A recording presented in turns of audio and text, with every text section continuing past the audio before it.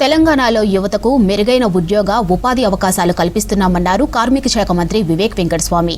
ఇందుకోసం ఇజ్రాయెల్ ప్రభుత్వంతో కీలకంగా చర్చించారు. అక్కడ ఉపాధి కోసం యువత ఎంపిక ప్రక్రియ తుది దశకు చేరుకుందన్నారు. ఈ నెల 10 వరకు అభ్యర్థులకు ఫైనల్ స్కిల్ టెస్టులు ఉంటాయని చెప్పారు మంత్రి.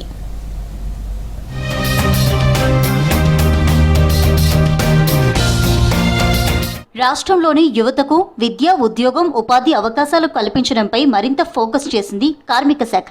ఇందులో భాగంగా ఇజ్రాయెల్ ప్రభుత్వ ప్రతినిధులతో ప్రత్యేకంగా చర్చించారు రాష్ట్ర కార్మిక శాఖ మంత్రి వివేక్ వెంకటస్వామి. స్కిల్ ఉన్న యువతకు ఇజ్రాయెల్లో భారీగా ఉపాధి అవకాశాలు కల్పించడమే లక్ష్యంగా చర్యలు తీసుకుంటున్నామని వివరించారు.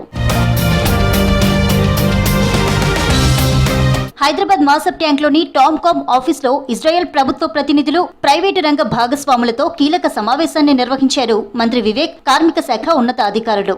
అంతర్జాతీయ స్థాయిలో మన కార్మికుల నైపుణ్యాన్ని గుర్తించి వారికి మెరుగైన ఉపాధి కల్పించేందుకు ఈ భాగస్వామ్యం ఉపయోగపడుతుందని చెప్పారు మంత్రి.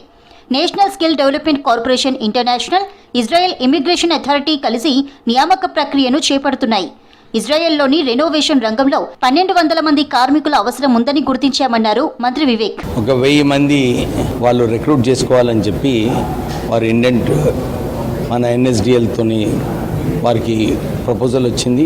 వీరు అక్కడ పోయిన తర్వాత ఏమి ఇబ్బంది కూడా మన వాళ్ళకు ఉండకుండా వాళ్ళని ట్రైన్ చేస్తే, ఒకటి పర్ఫెక్ట్ పని చేయడము, సెకండ్ సాఫ్ట్ స్కిల్స్ కూడా వారికి ఇజ్రాయెల్ కల్చర్ ఏంది, వారు ఏమి ఎక్స్పెక్ట్ చేస్తున్నారు, ఇవన్నీ కూడా వారికి నేర్పించేది అవసరం ఉంది. Ceramic tiling, plastering, block mason, drywall వంటి విభాగాల్లో అభ్యర్థులకు ప్రత్యేక శిక్షణ ఇచ్చారు. గత నవంబర్లో నిర్వహించిన ప్రాథమిక పరీక్షలో 4247 మంది పాల్గొనగా అందులో 2059 మంది అర్హత సాధించారు.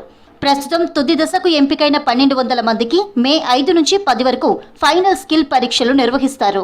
ఈ సహకారాన్ని భవిష్యత్తులో మరిన్ని రంగాలకు విస్తరిస్తామని వివరించారు మంత్రి వివేక్. కార్యక్రమంలో కార్మిక శాఖ కార్యదర్శి దాసరి హరిచందన, ఉపాధి శిక్షణ డైరెక్టర్ కాంతి వెస్లీ, టామ్కామ్ అధికారులు పాల్గొన్నారు.